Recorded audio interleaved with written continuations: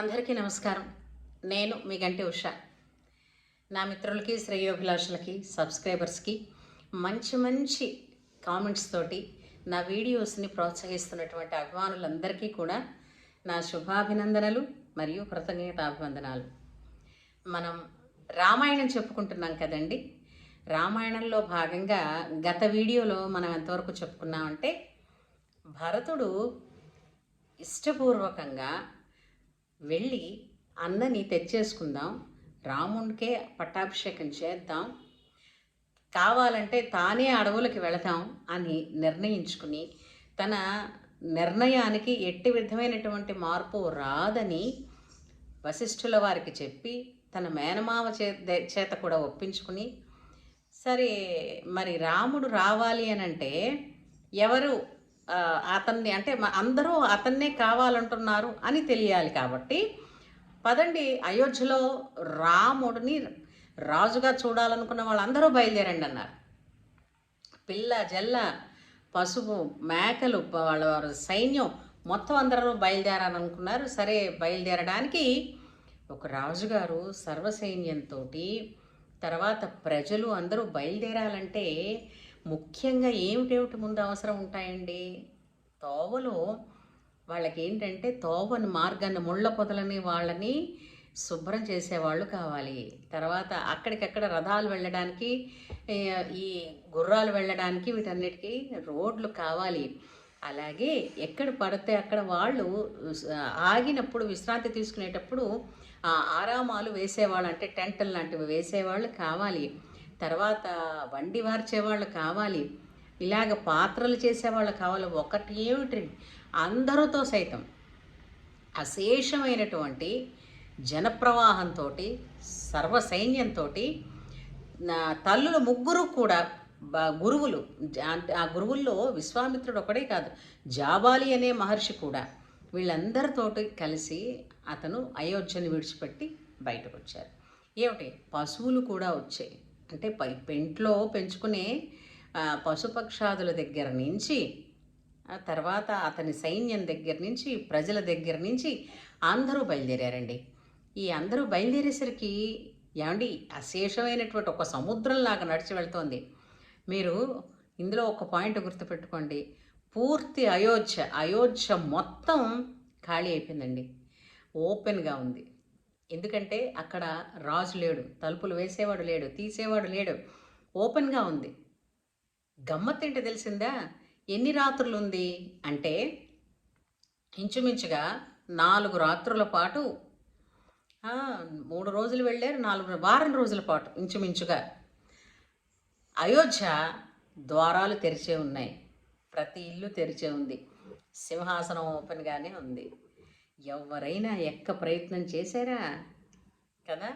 అసలు అన్ని రోజుల పాటు అది ఖాళీగా ఉంది అని అనడం ఎంత విశేషం. ఇది అంటే ఇక్కడ గమనించాల్సింది ఏంటంటే, రాముడు అడవిలో ఉన్నప్పటికీ కూడా రాముడి బల పరాక్రమాలు తెలిసిన వాళ్ళు, ధర్మనిరత తెలిసిన వాళ్ళు అయోధ్యను ఆక్రమించలేరు.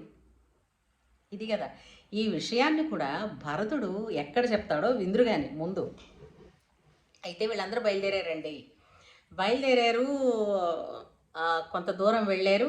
కొంత దూరం వెళ్ళి ఎక్కడ వరకు అయితే గుహుడు దగ్గర స్టే చేస్తారు కదా, గుహుడు దగ్గర నుంచి వాళ్ళు నదిని దాటాలి. అలాగే గుహుడు దగ్గరికి వచ్చారు. గుహుడు దూరం నుంచి చూసి, ఎవరికైనా మొట్టమొదట కలిగే అనుమానం ఏంటి వస్తుందండి, ఇంత సైన్యంతో వస్తున్నాడు భరతుడు అంటే రాముడు అడవుల్లో కూడా బతికుండడం ఈయనకి ఇష్టం లేదు, మొత్తం అకంటకం చేసుకోవడం కోసం, శత్రుశేషం లేకుండా చేసుకుందాం అనుకుని అడవిలో రాముడి మీదకి యుద్ధానికి వెళ్ళి రాముడిని చంపడానికి వెళుతున్నాడని అనుకున్నాడండి గుహుడు. అతను ఎంతటి స్నేహితుడంటే రాముడికి, గుహుడు ఒక మాట అంటాడు, ఇంతటి అశేషమైనటువంటి సైన్యాన్ని నేను ఇంతవరకు పుట్టిన దగ్గర నుంచి చూడనే లేదన్నాడు ఆ రోజున అయోధ్య సైన్యాన్ని చూసి. అయితే తను ఏంటి అనుకున్నాడు, తనకి చిన్న రాజు అతను, ఒక చిన్న గూడానికి రాజు. అయితే అతనుకున్నటువంటి సైన్యం ఎంత, మహా అయితే ఒక 500 పడవలు ఉన్నాయి ఆయన దగ్గర. కొంతమంది మాత్రం ఆయనకి సైనికులు ఉన్నారు. ఇతను అంటే ఆచూకీ తీయాలి కదా! ఎందుకొచ్చాడో భరతుడు ముందు తెలుసుకోవాలి. అందుకని ముందు ఏంటన్నాడు, తన పడవలతో తన సైన్యాన్ని నది ఒడ్డునే చాటుగా పొదలలో ఉంచమన్నాడు. ఏమాత్రం అనుమానం వచ్చినా నేను మీకు సైగ చేస్తాను, మీరు వీళ్ళని దాడి చేద్దురు గాని దేనికి? రాముణ్ణి రక్షించుకుందామని.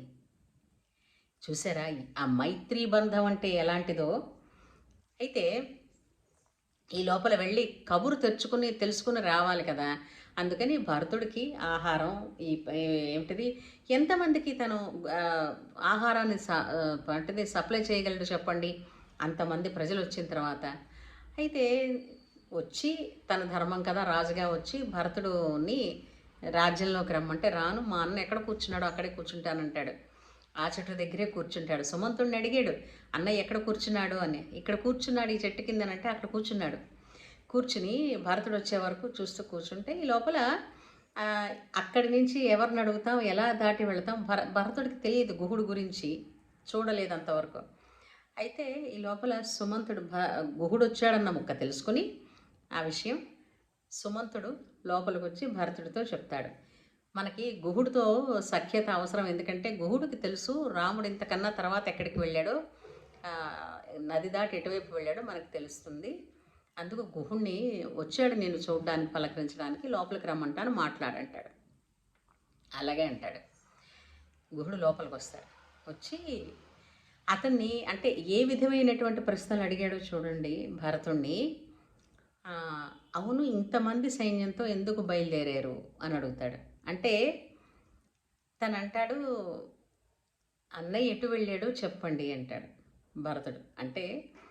అంటే అలా కాదు, మీరు ఏ ఉద్దేశంతో వచ్చారా అని తెలుసుకుందామని అని అంటాడు. అనగానే భరతుడికి ఇంకా ఇలా కాకుల్లో పొడిచేవాళ్ళు ఎంతో ఉండాలి. చెయ్యని తప్పుకి నేను ఎంత శిక్ష అనుభవిస్తున్నానని అనుకుంటాడండి. ఎందుకంటే తను అడగలేదు రాజ్యం, కానీ ఎంత నింద చెందిపోయాడు కదా. వీడి కోసం కదా వీళ్ళమ్మ రాముడిని అడవులకి గెంటేసిందని ప్రతి మనిషి మనసుల్లోనూ, అందరి మనసుల్లోనూ అదే కదా ఉంది. అందుచేత ఎంత ఇదైపోయాడో, ఎంత బాధపడిపోయాడో. ఇక తప్పదు, ఎవరు ప్రశ్నలు అడిగినా సమాధానం చెప్పే తీరాలి. మా అమ్మ చేసిన నిర్వాకం ఇలా తగలడింది అని అనుకుంటాడు. అనుకుని అక్కడ ఒక మాట అంటారు, నిర్మలమైన ఆకాశం ఎలా ఉందో అలా నవ్వాడట భరతుడు. అంటే ఏంటి? కించిత్ నా మనసులో ఏమీ లేదు, నాకు నా రాముడి పాదాలు, నా అన్న ఇప్పుడు తనే నాకు తండ్రి అన్న భావనతోటి తను మాట్లాడి అన్నని ఇలాగా తీసుకొద్దామని అనుకుంటున్నాను అనేసరికి గుహుడు కూడా పొంగిపోతాడుగా. అమ్మయ్య భరతుడు వచ్చాడు, భరతుడికి రాజ్యం అక్కర్లేదుట, భరతుడే అడవులకి వెళ్ళిపోతాడు, మళ్ళీ రాముడు తెచ్చేసుకుంటాడు, పదండి నేను కూడా వస్తానని బయలుదేరారండి అందరూ. ఇంకా అక్కడి నుంచి బయలుదేరి వాళ్ళేమోని ముందుకు వెళ్ళిన తర్వాత అలాగే భరద్వాజ ఆశ్రమాన్ని కలిశారు. భరద్వాజ మహర్షిని కలుద్దాం, ఆయన ఆశీస్సులు తీసుకుని ముందుకు వెళదామంటే దీనికన్నా ముందు గుహుడి దగ్గర ఆ రాత్రి వాళ్ళు ఉండిపోవలసి వచ్చింది. ఆ ఉండిపోవలసి వచ్చినప్పుడు గుహుడు అందరికీ పడకకి తిండికి ఏదో ఏర్పాటు చేస్తాడు. భరతుడిని కూడా పడుకోమంటే మా అన్న వాళ్ళు ఎక్కడ పడుకున్నారు అని అడిగితే ఒక రెల్లుగడ్డి పరుపులా వేశాడు కదా, అది చూపిస్తాడు. ఇదిగో ఇక్కడ పడుకున్నారు మీ అన్న వదిన అని చూపిస్తాడు. చూపించగానే అన్నగారు పడుకున్న వైపుకి, బరువైన మనిషి పొడవుగా ఉన్నారు, పడుకున్న వైపుకి ఒత్తిగిలి నలిగి ఉందట ఆ రెల్లుగడ్డి, రెల్లు దుబ్బు. దాన్ని చూశారు. యువతల వైపుకి ఆ వదిలి గారు పడుకున్న పట్టుచీర తాలూకు దారాలు వాటికి అంటుకుని కనిపించాయిట. అతను ఇలాగ ఎంత దుఃఖపడ్డాడంటే, ఏం కర్మ, మహాచక్రవర్తి కదా, ఎండకన్నెరుగని ఇల్లాలి కదా, ఏమిటిది ఈ రెల్లుగడ్డి మీద ఇలాగా పడుకున్నారా, నిద్రపోయారా, ఇవి ఇలా గుచ్చుకుంటూ ఉంటాను అనుకుని ఎంత కష్టం వచ్చింది, అందులో నా వల్ల వచ్చిందని అనుకుని తెగ ఏడ్చి నిద్ర పట్టకుండా అలాగే కూర్చున్నాడట. సరే మన్నాడు పొద్దున్న మళ్ళా లేచి గంగని దాటి భరద్వాజుల వారి ఆశ్రమాన్ని చెంతకి చేరేసరికి సంధ్య పడింది. అంటే మళ్ళీ ఒక రోజు అయిపోయింది. అంటే ఇక్కడ చూడండి, రెండో రోజు రాత్రిది. అక్కడ భరద్వాజ మహర్షికి తాను వచ్చానని కబూరు చెప్పి అంటే మొత్తం నీ సైన్యం నువ్వు ఎంతమంది ప్రజలతో వచ్చావో మీ వాళ్ళందరితో కలిసి రండి ఆశ్రమంలోకి, మీకు నేను ఇక్కడ భోజనాల ఏర్పాట్లు అవి చేస్తానని అంటాడు భరద్వాజ మహర్షి. అప్పుడు భరతుడు లోపలికి వెళ్తారు.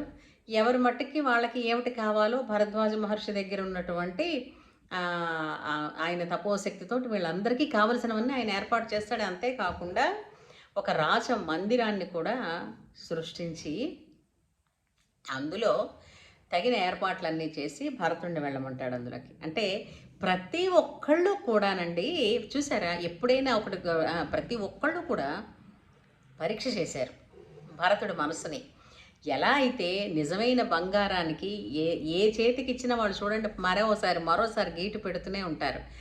అదే రోల్డ్ గోల్డ్ అనుకోండి, దానికి అన్ని గీట్లు పడవు. మనం అనుకుంటాం అది అలా, దానికేమి గీట్లు పడలేదు, మనకే పడుతున్నాయి అని. అంటే బంగారం కాబట్టే ప్రతిసారి రుజువు చేసుకోవాల్సిన అవసరం ఉంటుంది.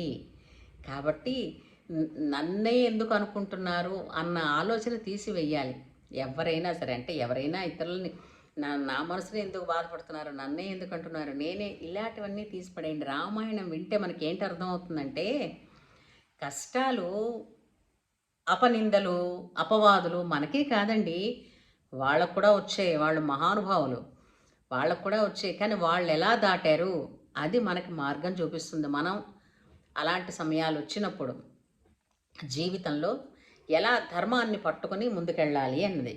సరే, ఆ లోపల సింహాసనం అవన్నీ ఉన్నాయి. భరతుడు లోపలికి వెళితే భరద్వాజుల వారు చూస్తున్నారు ఎంత దాకా వెళతాడని.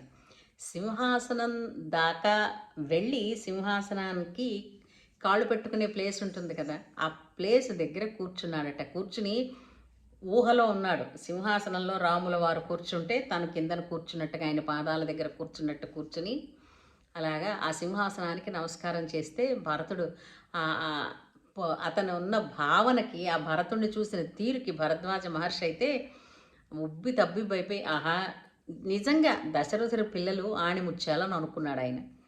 అవి అయిన తర్వాత ఆ రాత్రి గడిచింది. తెల్లవారు లేచి బయలుదేరి వెళుతూ, ఇంతకీ అన్న ఎక్కడున్నాడు ఏమిటనంటే, ఇగో చిత్రకూట పర్వతం మీదకి వెళ్ళమన్నాను, అక్కడ ఉన్నాడు మీ అన్న అని చెప్తాడు.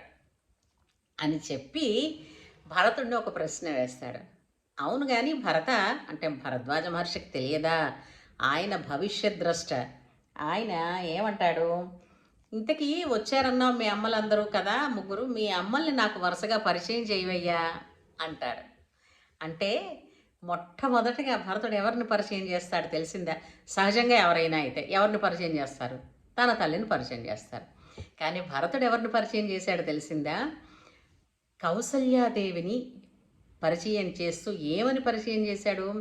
మహానుభావుడు పితృవాక్యం కోసం అడవులకు పట్టి వెళ్ళిపోయినటువంటి మహానుభావుడిని కన్న మహాతల్లిండి కౌసల్యాదేవి, మా రామ ప్రభువుని కన్న తల్లి అని ఆవిడ పరిచయం చేస్తాడు. సరే, ఆ మహానుభావుడికి సేవ చేయడంలో అత్యంత భాగ్యాన్ని పొందినటువంటి లక్ష్మణుడిని కన్న తల్లండి ఇదిగో సుమిత్ర అని పరిచయం చేస్తాడు.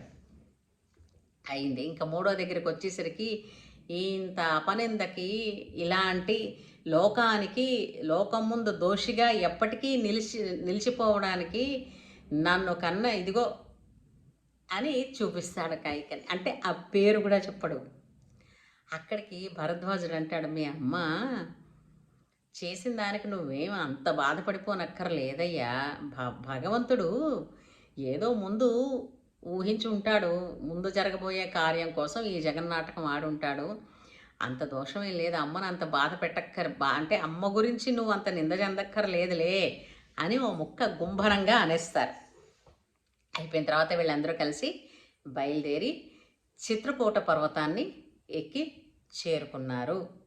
ఇక్కడితో ఈ వీడియోని మనం సుసంపన్నం చేసుకుని, మళ్ళీ వీడియోలో అసలు భరతుడిని వస్తున్నాడనగానే లక్ష్మణుడు ఏ విధంగా ప్రతిస్పందించారు, రాముడు ఎలా ప్రతిస్పందించాడు, వారు కలిసిన తర్వాత ఏ విధమైనటువంటి వాళ్ళిద్దరి మధ్య సంభాషణ జరిగింది, ఇవన్నీ కూడా వచ్చే వీడియోలో మాట్లాడుకుందాం.